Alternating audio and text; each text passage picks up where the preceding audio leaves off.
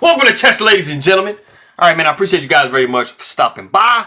So I did go ahead and go back quite a little while ago. We had Gukesh Dommaraju and Raunak Sadhwani.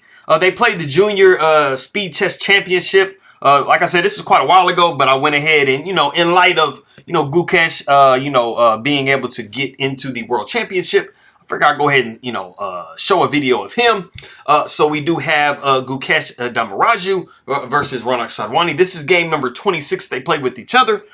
So if anybody is coming from Maharashtra or who does speak Marathi, I will say Kupa Dhanyavada. Anybody who is coming from Tamil Nadu, I will say Nandri. And of course, all my people from the Philippines, I will say Maraming Salamat. But if you guys are ready to go, man, let's take a look, see what we got for this game, son. All right, man, so we got D4. Everything looking all normal and regular up to this point. We got knight to F6. One of the, by far, most common replies to the move D4. You're just keeping flexible as black. We see the move C4, and then we do see the move G6, and we are heading into the King's Indian defense territory. We got knight to C3. Bishop goes to G7. We got E4. We got D6. Now, you can always castle. At this point, you don't necessarily have to go D6. White can actually kind of get themselves kind of overextended if they try to attack your knight with E5. If you castle immediately. But it is generally favorable to go D6. That way, basically, you're just like, man, E5 is not really going to be a thing. We got knight to F3. We got castles by black. We got bishop to E2. All very standard stuff to this point. We see the move E5. This is definitely something that you want to do. One of the things for D6, like I said, was preventing, trying to slow down the move E5 from white. But it is also, wanting to try to strike into the center. Because as you guys see, I mean, white has this whole center just hanging out right there. Like, bro, what are we doing, right? Let me get these boxes unchecked. We got castles by white. We got the move H6. Rook goes to E1, knight B to D7. We got bishop down to F1. We just kind of are moving. This is a maneuver that you see sometimes in different positions. We just kind of tuck the bishop back. We want to get castle pretty quickly, so that's why you see bishop E2. But the rook and the knight are now looking at the E4 pawn. And this is actually going to become relevant in a minute. We do see the move B6, and this is actually the novelty of the game. As of when they played this a year ago, it's been played since. But you're basically looking at the situation like, okay, my knight is here blocking my bishop. My bishop is unhappy. Like, bro, why are you in my way? So, we are trying to see if we could try to get the bishop out some kind of way. So that is what we're doing. We see the move D5. So in response to maybe the bishop landing on B7, we do see kind of like the plugging of the center of the board. This is definitely like a good strategy against bishops. I mean, put some pawns in the way, homie. We do see the move A5. And this move might look kind of random to anybody who doesn't play D4, who doesn't come across either the Queen's Indian defense or the King's Indian defense. There is a very good reason as to why A5 is played. You have two kind of possibilities, two ideas. Bishop coming to A6 is a way to kind of add a little bit of pressure to the C4 pawn because when you fling it out there, it is protected by the bishop, but that's pretty much it. So sometimes you can kind of gang up on it. So that is an idea. Also, one of the other ideas is to go knight to C5. And you just want to add a lot of pressure to this E4 pawn. So like I was saying before with the rook and the knight protecting the pawn. That is an idea that Sadhwani does take advantage of a little bit later on in the game. Is going knight to C5. But those are just kind of the ideas for anybody who might have thought kind of A5 looked kind of random because you're supposed to be moving pieces and not pawns in the beginning of the game. We do see the move B3. We see the move knight to C5. And like I was saying before, with the move A5 played, you don't have to worry about the knight immediately being kicked with B4. So there we have that. We do see rook to B1. Knight goes to H7. Now, like I said, if you're not really familiar with D4 playing these kind of openings, I mean, some of these moves would just look random, like the A5, knight back to H7. Like, why am I putting the knight next to the king? Well, you have a lot of ideas in the King's Indian, like attacks and defenses, and so it is very thematic, as you would say. We do see the move A3. So you see white is really trying to make that B4 situation work because the knight is actually very well placed on C5. And we do see one of the thematic ideas from black, and that is going the move F5. You do have the option of, going knight F to D7 or even back to E8. All of these moves just basically clear the way to be able to kind of get your pawn rolling, and that is one of the main ideas of the opening itself. We do see pawn taking f5, bishop taking f5, so we are kind of tickling this rook a little bit over here.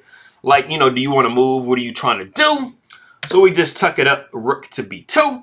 We see the move e4. Now, this is actually putting quite a bit of pressure on white's position.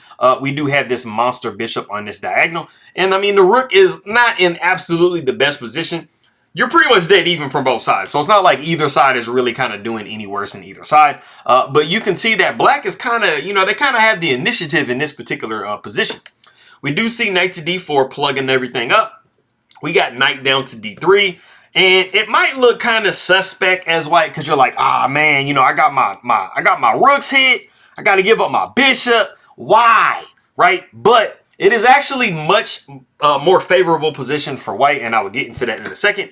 We do see bishop taking d3, bishop taking d4, and we have actually reached a position that if you do want to pause the video, there is an absolutely killer move that white can play here. If you want to go ahead and try to find that move, go ahead and do so.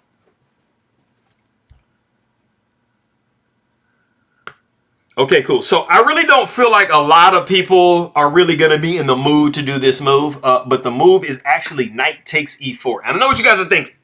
You're like, wait a minute, why? I'm just hanging my rook. I'm hanging the exchange for what?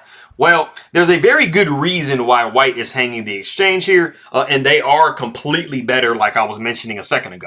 Bishop takes b2, and then we do have bishop taking b2. One of the things that you have to be making sure you're paying attention to if you are fianchettoing a bishop right in front of your king is that almost under no circumstances do you ever give that bishop up. As you guys can see here, there is a lot of dark square weaknesses around this black king, and giving up that bishop, even getting an exchange in exchange for that, it really didn't do a lot of good for black. What you're going to see with white is white actually can play without that exchange.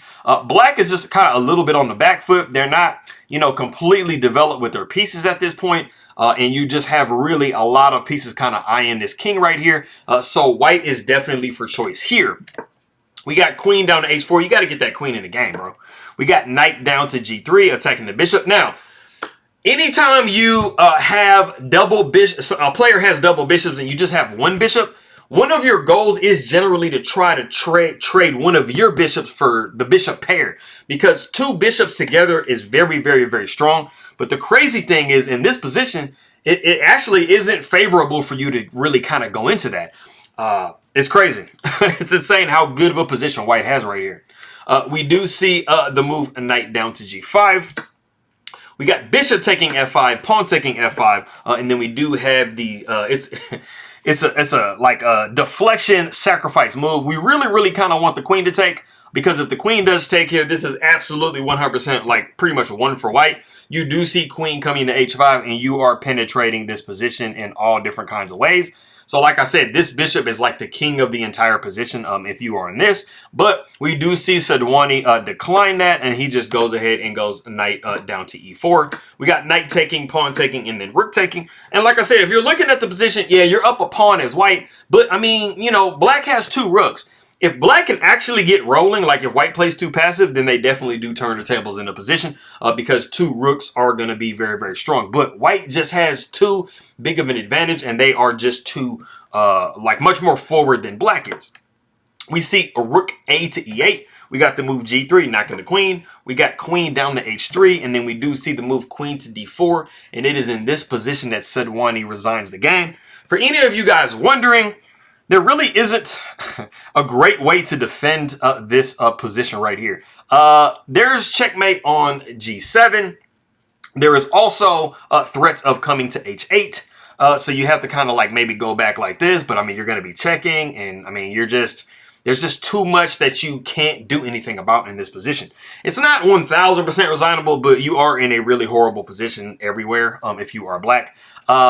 It's funny because the main move that the computer suggests that you play in this position is this. Like, 0 humans are going to play this move, bro, at all, ever. So you definitely don't want to get into that position right there.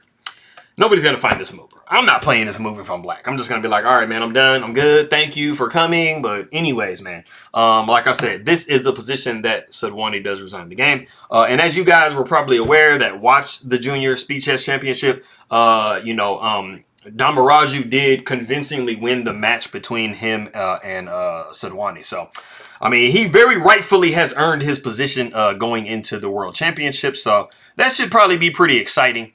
See how he's able to do in that. So, all of my people that are coming from the Philippines, I will say, Maraming salamat the king makaibigan. Posta na nuno ring king my video. Anybody who is coming from Maharashtra, Kupa Kupa, Danyavada, and Nandri. Vanakkam for anybody coming from Tamil Nadu. And I'm going to see you guys next time.